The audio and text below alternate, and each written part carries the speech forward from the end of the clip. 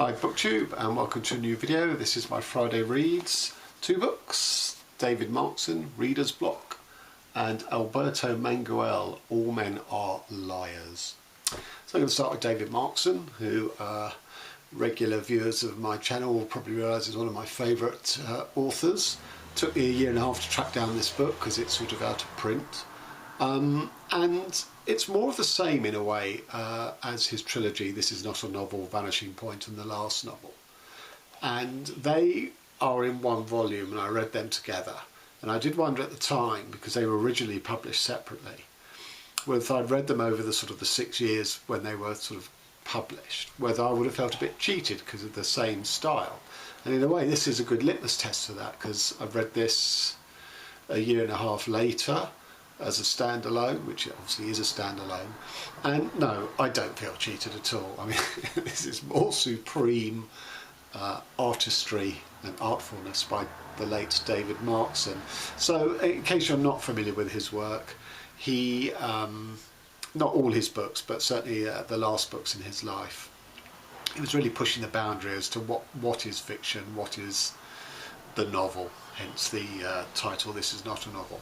And what he does in all of these books, that's the three in the trilogy and this, is he produces factlets, aphorisms, epigrams, bits of criticism, things that various people have said about other famous people. And in between that, every so often, he inserts little things about the writer figure, who is the character of these books, as to his sort of current state. So gradually, very, very, very slowly, you get an impression of what the character is like, not only from his sort of interjections, but also through the choice and the arrangement of the material. You get to see what his personal obsessions are. So the first thing is Reader's Block, which is a fantastic title, but the character is called Reader. He is in fact an author, but he is blocked. He is constantly trying really to get the novel started. And he's debating between sort of two locations. Is it in a house on the edge of a graveyard that overlooks a graveyard, or is it a beach place with some sort of hut on it? And he's also asking questions of, should he introduce his real life sort of girlfriends as characters? And he never really throughout the book gets beyond those sort of, you know, trying to solve those two questions, because he's blocked. And he's blocked by what he has read, you know, his immensity of reading, because it's so diverse. It offers so many different questions that he can never really get past that, which is why it's called Reader's Block. And the ingenuity, again, is you get the character of the writer, in this case called Reader, through his choice of material and through these little interjections. So to give you a couple of examples, very brief examples. Nobody came, nobody called. That is happening to the real life David Markson, but it's sort of insinuated that it's either the protagonist of the novel or it's Reader. You know, there's this sort of constant sort of hall of mirrors, sort of, you know, reflecting and deflecting as to who it's talking about.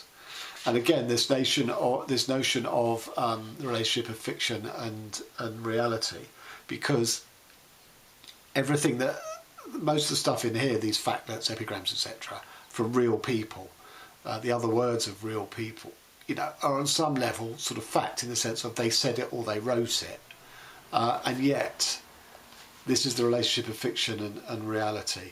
Only Bianchon can save me, said Balzac near death. Bianchon being a doctor in Le Père Goriot. So Balzac, the writer, on his deathbed, possibly hallucinating or whatever, is calling out for one of his own fictional characters, that you know, he can no longer separate fact from fiction.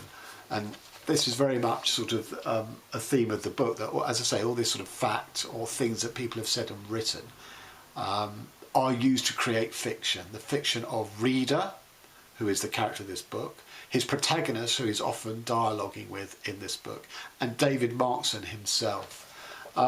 So, just again, this is to give you an idea of whether you'd be into this book, because as I say, I came to this book saying, I wonder if Markson's shtick, if his 3-card trick of fourth time is going to work on me, and for me it does. But I'm just going to read you a random page to give you an idea of the style, because, you know, I totally understand that this may be not your type of literature.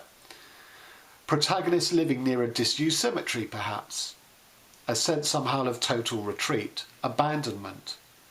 Albert Camus' father was killed in the Battle of the Marne when Camus was only months old. His mother was an illiterate charwoman. Once, at dinner, with great delicacy, Brahms told Tchaikovsky that he did not approve of his work. With equal delicacy, Tchaikovsky told Brahms that he did not approve of his. After Byron and Leigh Hunt and Trelawney burned Shelley's body on the beach at Viareggio, they got drunk, boisterously shouting and laughing and even singing. Then again, they had been dealing with remains already 5 weeks bloated and decomposed. Byron had at least once turned sick.